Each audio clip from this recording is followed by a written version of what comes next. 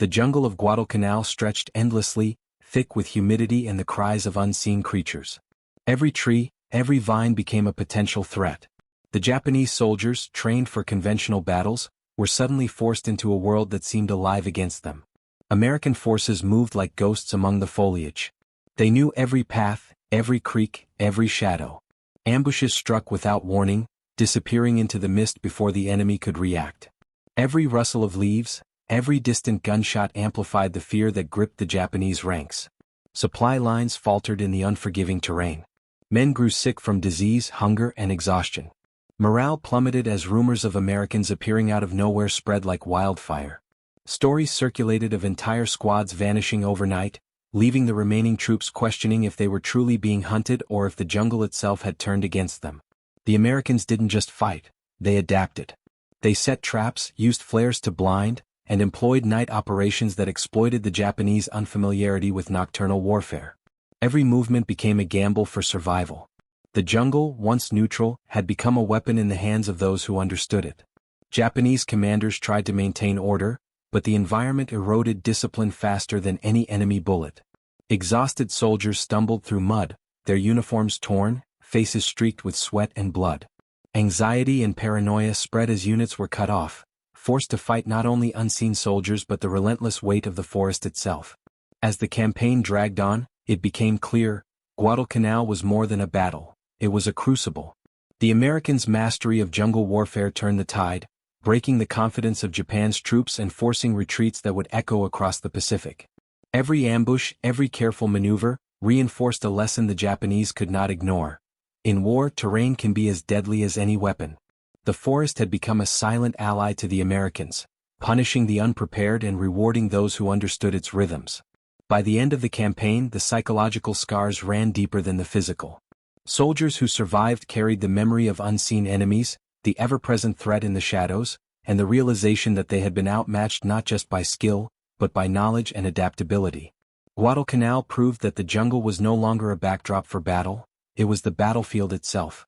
And those who had learned to fight within it would forever change the face of warfare in the Pacific. The Americans emerged not just victorious, but transformed by the land that had once seemed so hostile. The Japanese, battered and demoralized, were forced to rethink every strategy, every assumption, every plan. In the heart of the jungle, the war had been fought differently, and the lessons of Guadalcanal would resonate far beyond its green, shadowed depths. The sun barely pierced the dense canopy, leaving the jungle floor in a perpetual half-light. Every step the Japanese soldiers took was uncertain, the ground slick with mud and decaying leaves. Hidden roots and fallen branches were not just obstacles, they were hazards that slowed their movements, making them easy targets for American ambushes. From the shadows, the Americans struck with precision. They didn't need large numbers, a handful of soldiers could unleash chaos. Gunfire rang out, muffled by the thick foliage, echoing unpredictably. Japanese troops scrambled, disoriented by the sudden attacks, unsure where bullets were coming from, unable to see the enemy. The heat and humidity were relentless. Water sources were scarce, and every day became a battle against thirst and exhaustion as much as against bullets. Malaria, dysentery, and fatigue sapped strength and morale. Soldiers who had trained for months in conventional warfare were unprepared for this. The jungle became an enemy of its own, as deadly as any man. Nightfall offered no relief. The Americans moved under cover of darkness, exploiting Japanese inexperience with night operations. Fires set for warmth and cooking became beacons for enemy snipers. The forest seemed alive, whispering through the wind, carrying every sound and amplifying fear. Japanese commanders struggled to maintain order. Patrols returned with missing men, sometimes entire squads gone without a trace. Confusion and paranoia spread.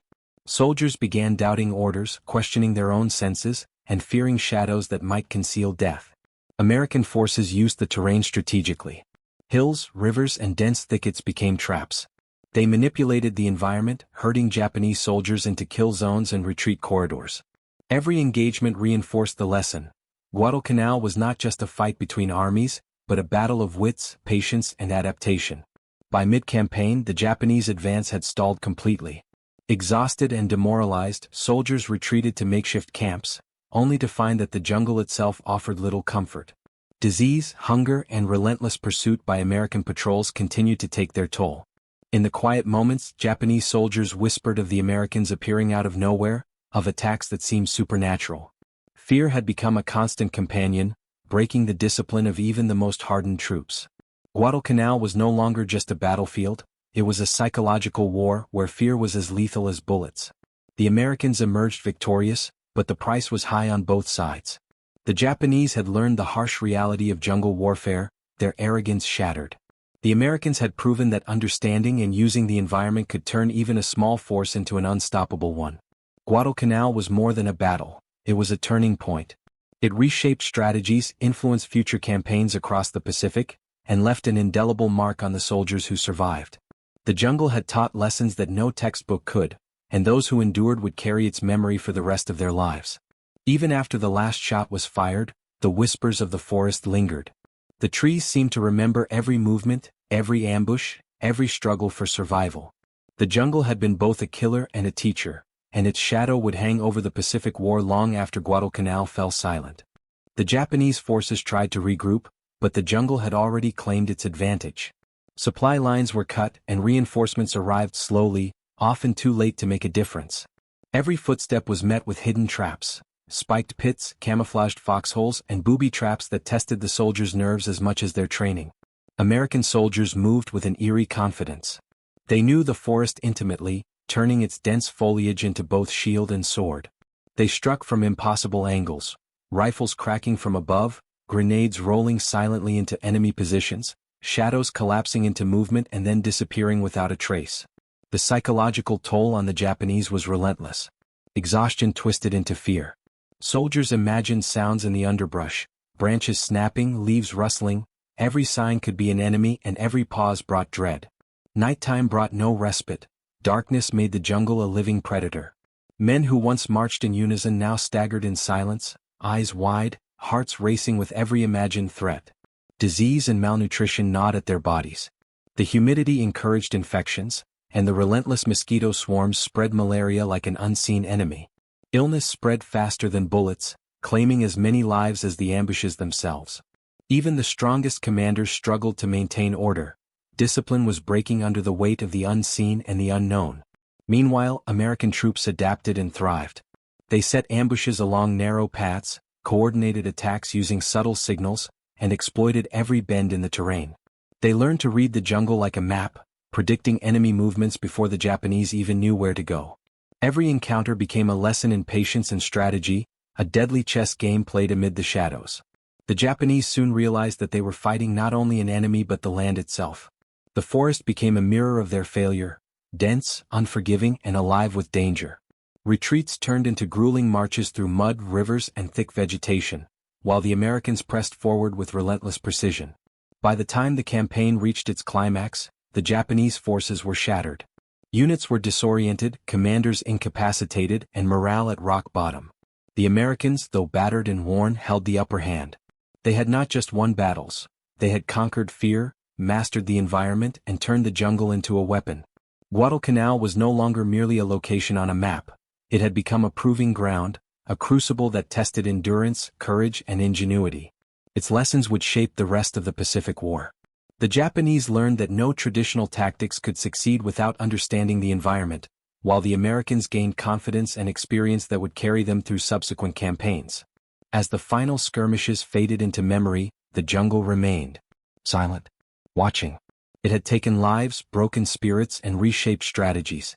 But it had also produced warriors who would never forget the forest's lessons, the lethal combination of skill, patience, and understanding required to survive when the land itself becomes your enemy. The echoes of Guadalcanal would linger for generations, a story of terror, adaptation, and relentless determination. Proof that in war, survival belongs not just to the strongest, but to those who can think, adapt, and endure in a world that seems determined to destroy them. The final days of the Guadalcanal campaign were a test of sheer will. Japanese forces, depleted, hungry, and sick, attempted desperate counterattacks, only to be met with precise American fire. Every movement was anticipated, every position exploited. By then the jungle had claimed its final toll. Bodies lay hidden beneath the undergrowth, swallowed by vines and mud, the forest masking the scale of the carnage. Survivors moved like shadows, haunted by the unseen enemy and the knowledge that every step could be their last. American forces pressed on relentlessly. They had adapted completely to the jungle, turning ambushes, rivers, and hills into extensions of their weapons. Their discipline and ingenuity had broken the Japanese will. The once feared imperial troops were now exhausted shadows of their former selves, retreating into pockets of resistance that could no longer threaten Allied advances. The victory at Guadalcanal was more than strategic, it was psychological.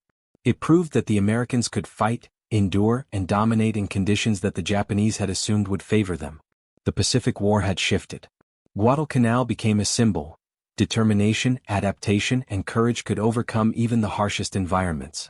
As the last shots faded and the jungle returned to an eerie silence, the Americans stood among the ruins of camps and battlefields. They had survived the heat, the disease, and the relentless ambushes. They had faced an enemy as cunning as it was terrified, and they had prevailed. The Japanese forces retreated, their morale shattered, their strategy in ruins. The lessons of Guadalcanal would echo throughout the Pacific Campaign, informing every subsequent battle, every planning session, every soldier who would fight in similar terrain. The jungle remained indifferent yet haunting. It had tested humanity, shattered illusions of invincibility, and reshaped the way war was fought in the Pacific. And in its shadows, the story of Guadalcanal endured, a testament to resilience, ingenuity, and the unyielding human spirit that refused to break, even when faced with fear itself. Guadalcanal was not just a battle. It was a crucible, a silent, deadly teacher. And the men who survived carried its lessons forever, as both warriors and witnesses to the jungle's deadly power.